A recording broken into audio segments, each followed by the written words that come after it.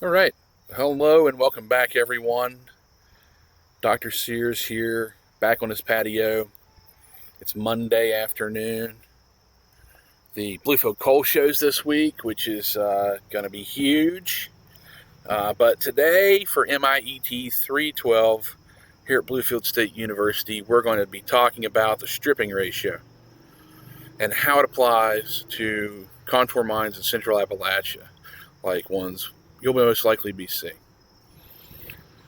So if we remember, the stripping ratio is the ratio of waste rock to recoverable ore. In the case of this figure, it's a vertical ore body, but the concept remains the same. It's how much waste you have to remove per amount of ore that you are selling. Okay. And in coal, this is usually expressed as the volume of overburden per ton of coal. So cubic yards per ton. This overall stripping ratio, you can calculate that for the volume of the overburden and the average volume for the weight of coal.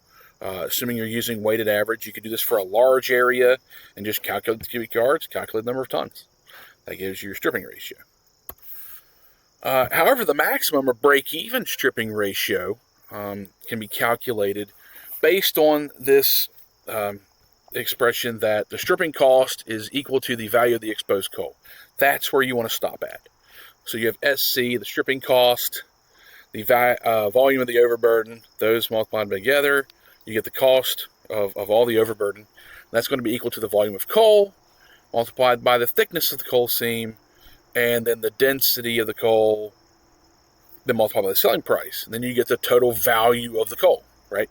And so when those two numbers are equal to each other, that's the maximum or break-even stripping ratio.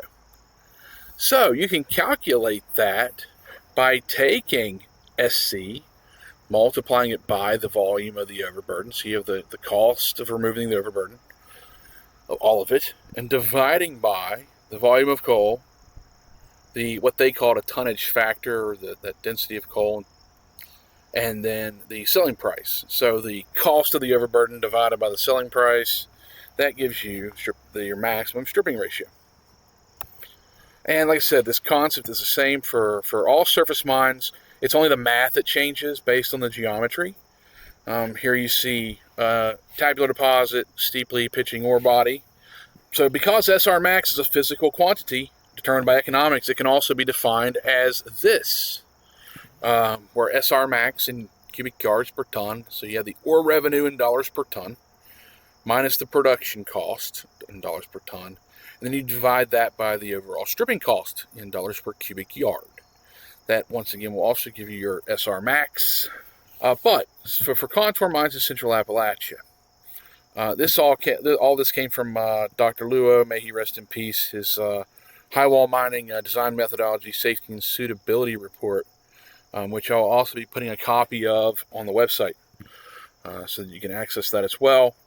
But for contour mines in Central Appalachia, the stripping ratio defines what our bench width can be economically, right? So you can calculate the volume of overburden from that previous figure as 1 divided by 54. That's a conversion factor of some kind. And then you have the width of the bench squared. All that is multiplied by the sine of the slope angle, multiplied by the cosine of the high wall angle minus 90. Then you divide that by the sine of 180 minus those two angles. Okay, and that will get you the volume of the overburden of unit width, right? So of 1 foot width that you'll be removing. And then you calculate the maximum bench width based on the break-even analysis, right?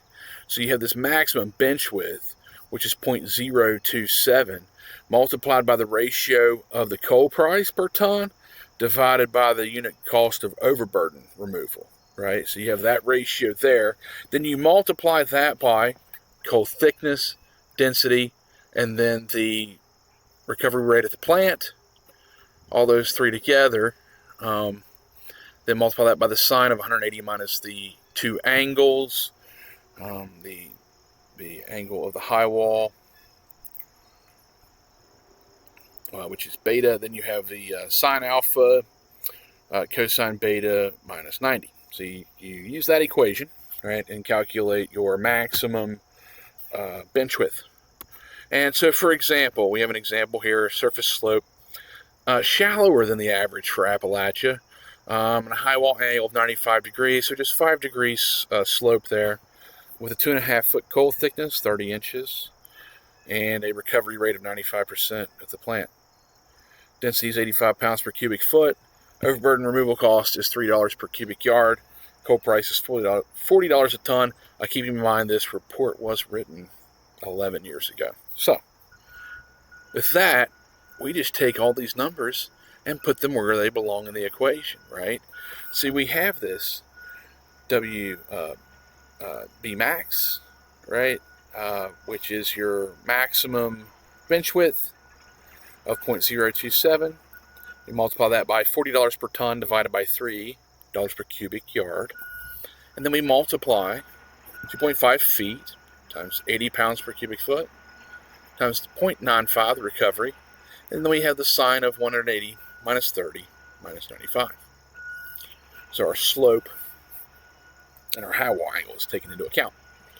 We then divide that by the sine of 30, slope, and multiply that by the cosine of 95 minus 90, so 5 degrees, which is the angle of the slope off the vertical. Okay, and if we do all of that, we then see that 0.027 multiplied by 13.3 is equal, or multiplied by 165.4 divided by 0.5 is equal to approximately 119 feet. So this would allow for an economical recovery of a bench width of 119 feet. From that, you can then calculate your maximum high wall height, and then make sure that that meets slope stability requirements. Okay, and so that concludes this presentation on the stripping ratio and how it can be used to calculate economical pit sizing in Central Appalachian contour mines. So we'll see you next time.